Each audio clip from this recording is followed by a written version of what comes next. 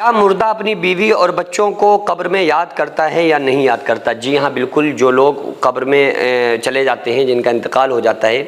اور اس کے بعد ہی جیسے ہی ان کی باڈی کو اٹھایا جاتا ہے نا، جنازے کو اٹھایا جاتا ہے، تو اس وقت ہی سے وہ لوگ جو مردے ہوتے ہیں وہ ان چیزوں کو محسوس کر رہے ہوتے ہیں اور یاد کر رہے ہوتے ہیں۔ جو نیک بندہ ہوتا ہے تو اس کو بھی یہ پتہ ہوتا ہے کہ ہمارا انتقال ہو چکا ہے اور اب ہمارے جنازے کو اٹھایا جا رہا ہے، ہمیں نہلایا جا رہا ہے، کفنایا جا رہا ہے۔ بہرحال جو ہو رہا ہوتا ہے وہ سب محسوس کر رہا ہوتا ہے، اور جب اس کو قبر کے اندر رکھ دیا جاتا ہے تو اس وقت بھی اس کو یہ پتہ ہوتا ہے کہ ہمارے دنیا میں بیوی ہیں، بچے ہیں، اور اگر وہ نیک ہوتا ہے تو وہ یہ کہنے کی کوشش کرتا ہے کہ کسی بھی طرح سے ہماری یہ کنڈیشن، جو اچھی زندگی ہے، قبر کی ہمیں برزخی زندگی ملی ہے، اس کے بارے میں ہمارے گھر والوں کو پتہ ہو جائے، تاکہ وہ لوگ بھی دنیا میں اللہ اس کے رسول صلی اللہ علیہ وآلہ وسلم کو راضی کر کے زندگی گزاریں۔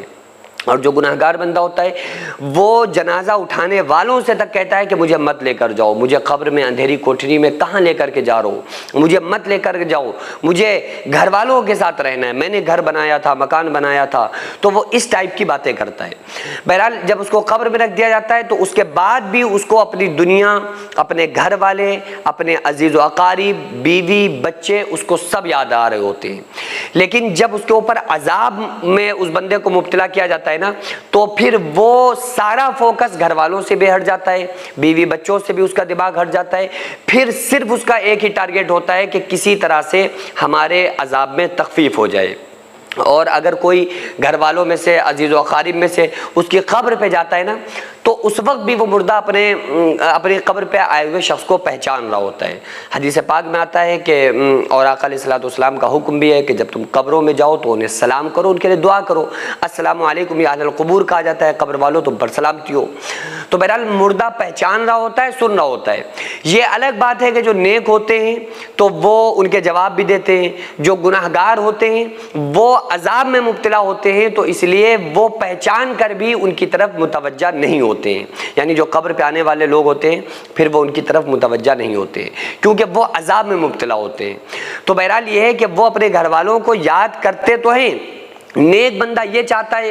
کہ ہماری اچھی زندگی ہمارے گھر والوں کے سامنے آیا ہو جائے، تاکہ اب وہ لوگ پریشان نہ ہوں اور ان کو یہ سمجھ میں آ جائے کہ دنیا رہنے کی جگہ نہیں ہے، وہ لوگ بھی اچھی زندگی گزاریں تاکہ ان کے لیے بھی قبر جنت کے باغوں میں سے ایک باغ بنی ہو۔ کیونکہ نیک بندے کے لیے قبر جنت کے باغوں میں سے ایک باغ ہے، گناہگار کے لیے جہنم کے گڑھوں میں سے ایک گڑھا ہے۔ آقا علیہ الصلوۃ والسلام نے ارشاد فرمایا کہ جب مردے کو قبر میں رکھا جاتا ہے تو قبر مردے کو اس طرح دباتی ہے کہ پسلیاں ایک دوسرے میں گھس جاتی ہیں۔ آپ صلی اللہ علیہ وآلہ وسلم نے انگلیوں میں انگلیاں ڈال کر دکھایا صحابہ کو کہ اس طرح پسلیاں ایک دوسرے میں گھس جاتی ہیں گناہگار بندے کی۔ اور جو نیک بندہ ہوتا ہے قبر اس کو بھی دباتی ہے، لیکن اس کو کیسے دباتی ہے؟ اس کو پیار سے دباتی ہے، لوریاں لیتی ہے، جیسے ماں اپنے بچے کو دباتی ہے اس طرح سے دباتی ہے۔ گناہگار بندے سے قبر کہتی ہے کہ تیرا آنا نامبارک ہو، بہت برا ہوا جو تو میرے پاس آیا، جتنے لوگ میری پیٹھ پر چلتے تھے